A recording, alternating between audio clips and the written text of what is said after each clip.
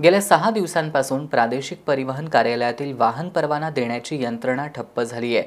परवान्याचं काम ज्या सारथी सर्व्हरद्वारे चालतं तो सर्व्हर डाऊन असल्यानं एकही परवाना काढता आलेला नाही।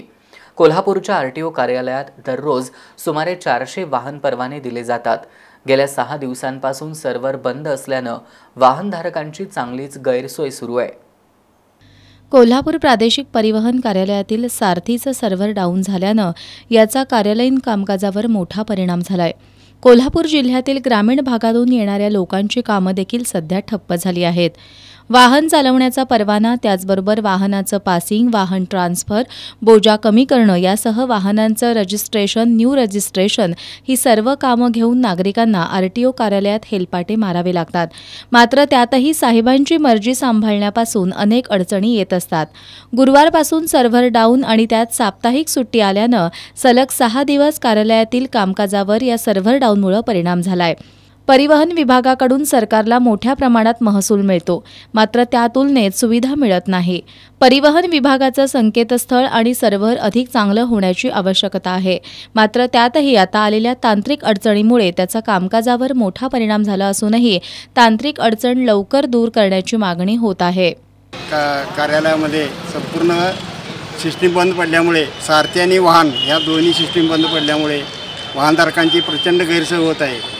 कोल्हापूर जिल्ह्यातून लांबून चंदगड, आजरा, गडिंग्लज, इचलकरंजी अशा बाहेरून येणाऱ्या लोकांची गैरसोय होत आहे। शासनाचं धोरण आहे डिजिटल इंडिया आणि सगळं गतिमान सरकार, पण सगळा उलटा कारभार चालू आहे।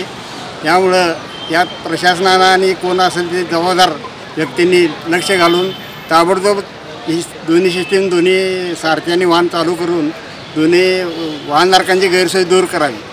प्रादेशिक परिवहन कार्यालयामध्ये काम घेऊन आलेले नागरिक याबाबत नाराजी व्यक्त करतायत। आणखी किती दिवस सर्व्हर बंद राहणार आणि सर्व्हर केव्हा सुरू होणार याची निश्चिती नसल्यानं शक्य असेल तर ऑफलाईन कामकाज सुरू करा अशी मागणी होतीये। गेले आठवडाभर आम्ही आरटीओ ऑफिस कोल्हापूर या ठिकाणी गाडीच्या कामासंदर्भात, रजिस्ट्रेशन संदर्भात वेळोवेळी येतोय, परंतु इथं सर्व्हर डाऊन आहे किंवा पैसे भरून घेतले जात नाही अशा अनेक समस्या या ठिकाणी आहेत। लायसन्स संदर्भात आलं तरीसुद्धा सर्व्हर डाऊन आहे किंवा अशी अनेक कारणं सांगितली जाते आणि वारंवार आम्हाला या ठिकाणी चक्कर मारावं लागते। त्यासाठी लवकरात लवकर या ठिकाणी अतिशय जलद गतीनं किंवा हस्तलिखित पूर्वीसारखं करावं, ऑनलाईनमध्ये काही प्रॉब्लेम येतात अशी मागणी।